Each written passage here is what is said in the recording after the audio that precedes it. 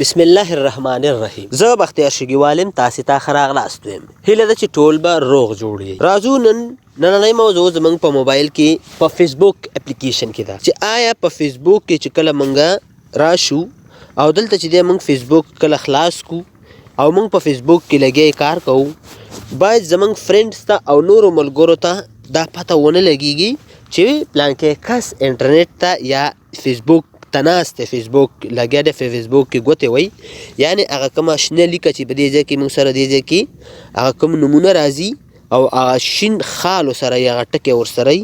که زه راشم دلته دې مسنجر ته، زه راشم په دې مسنجر کې زه وګورم که په دې ځای کې ما سره انټرنیټ لږ ضعیفه دی، که دلته موږ سره څوک هغه نښې ښکاره شي، دغه هغه نښې دي چې موږ سره راغلي. ګوره دا نښې، نو د دې نښو نه ګوره معلومیږي چې دا دغه کس اوس چې دی فیسبوک ته ناست دی او په فیسبوک کې دا انلاین دی. راځه یو میسیج ورته وکړه یا راځه چې دی د سره چیټینګ وکړه.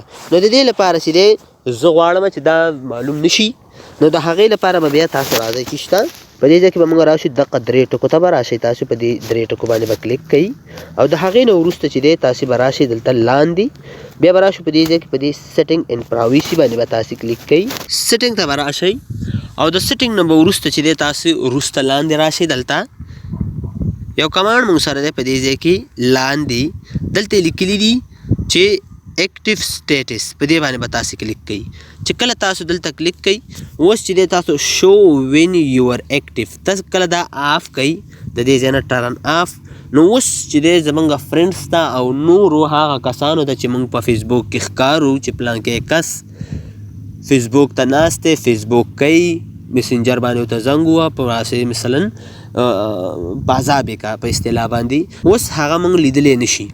دا کمانډ زیاتره د هغه کسانو دپاره زیات پکارېږي چې کله د کور نه ورته پابندي وي چې پلانکه یا بند که دا فیسبوک دی یا انټرنیټ دی بند که چې د 12 بجې د شپې دي یا 1 بجه ده او ته پکې لګې فیسبوک کوي، نو دا د هغه خلکو دپاره ډېره فایده کوي. نو زه راځم دا بېرته ان کوم چې زه باید خلکو ته ښکاره شم د دې ځای نه. نو دا یوه لاره وه، د دې لارې نه چې دی تاسو سره دغه ویډیو مې تاسو ته جوړه کړله چې تاسو په دغه ویډیو باندې کار وکئ. څنګه کوو؟